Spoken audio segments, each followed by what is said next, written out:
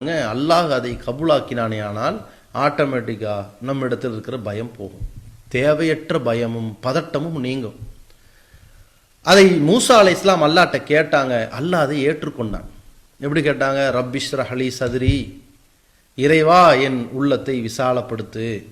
ரொம்ப அழுத்தமான உள்ளம் இருக்குல்ல, விசாலமாக ரிலாக்ஸ் ஆகுறது, பதட்டம் எல்லாம் போயிடும், தேவையற்ற பயமெல்லாம் வராது. ரப்பிஷ்ரஹ் லி சத்ரி, என் உள்ளத்தை விசாலப்படுத்து. வயஸ்ஸிர்லி அம்ரி, என் காரியங்களை லேசாக்கு. வஹலுல் உக்குதத்தம் மின் லிசானி, என் நாவில் உள்ள முடிச்சுகளை அவிழ்த்து விடு. யஃப்கஹு கௌலி, நான் பேசுவதை அவர்கள் விளங்கிக் கொள்வார்கள். அப்போ இந்த கோரிக்கைகளை எல்லாம் வச்சாங்க.